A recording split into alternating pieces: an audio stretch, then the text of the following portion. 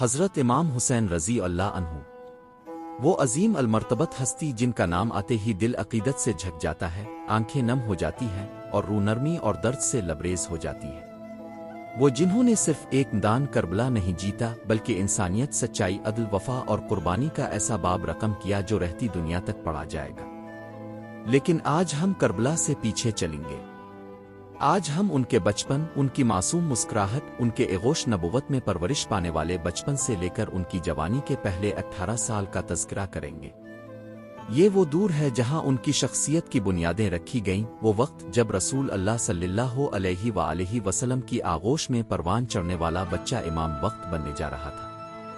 حضرت امام حسین رضی اللہ عنہ کی ولادت 3 شعبان 4 ہجری کو مدینہ منورہ میں ہوئی۔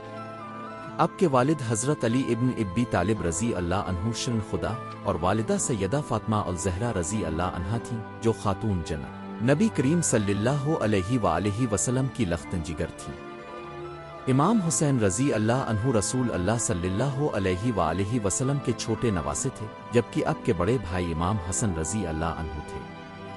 جب نبی کریم صلی اللہ علیہ وآلہ وسلم کو امام حسین رضی اللہ عنہ کی ولادت کی خبر دی گئی تو آپ صلی اللہ علیہ وآلہ وسلم بے حد مسرور ہوئے۔ آپ صلی اللہ علیہ وآلہ وسلم نے ان کے کام میں اذان دی اور ان کا نام حسین رکھا۔ یہ نام اللہ تعالیٰ کے حکم سے رکھا گیا، اس سے پہلے عربوں میں یہ نام معروف نہ تھا۔ یہ صرف ایک نام نہیں، ایک انقلاب کی شروعات تھی۔ امام حسین رضی اللہ عنہ کا بچپن سراسر محبت، علم اور رحمت کے سائے میں گزرا۔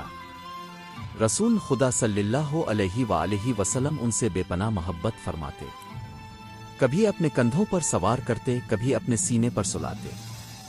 ایک دن مسجد نبوی میں آپ صلی اللہ علیہ وآلہ وسلم سجدے کی حالت میں تھے اور امام حسین رضی اللہ عنہ پشت پر سوار ہو گئے۔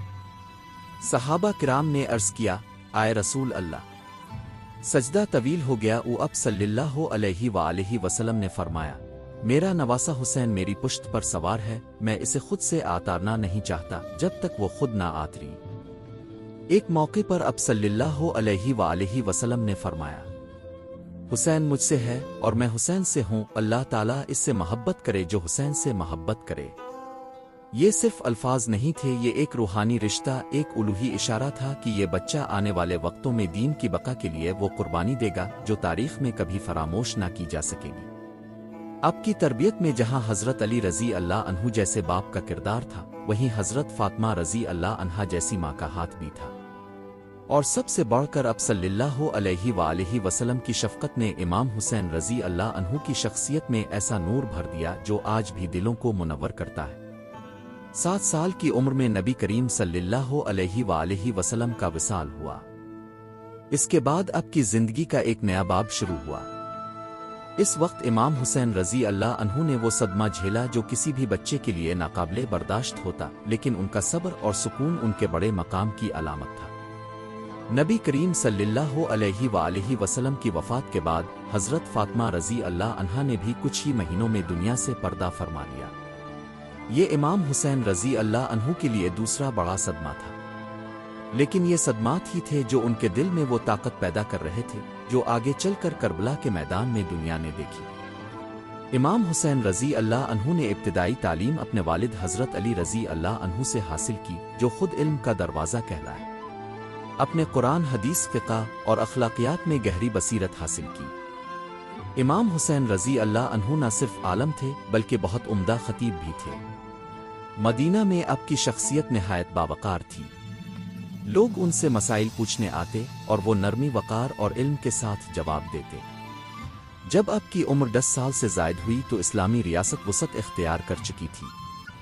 حضرت عمر فاروق رضی اللہ عنہ کے دور خلافت میں امام حسین رضی اللہ عنہ کو خاص عزت دی جاتی، آپ کو مشوروں میں شامل کیا جاتا اور عمر فاروق رضی اللہ عنہ آپ کی رائے کو بہت اہمیت دیتے۔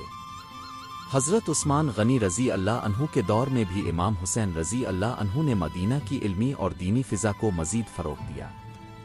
15 سے 18 سال کی عمر تک امام حسین رضی اللہ عنہ کی شخصیت میں وہ پختگی آ گئی تھی جو کسی بھی رہنما کے لیے ضروری ہے۔ آپ نرم دل لیکن عزم میں پہاڑ کی مانند تھے۔ وہ نوجوان جو مسجد میں سجدوں میں روتا تھا، وہی نوجوان دشمن کے سامنے سیسا پلائی دیوار بن کر کھڑا ہوتا۔ آپ کی عبادت، آپ کا حلم اور آپ کا صبر اس دور میں بھی قابل مثال تھا۔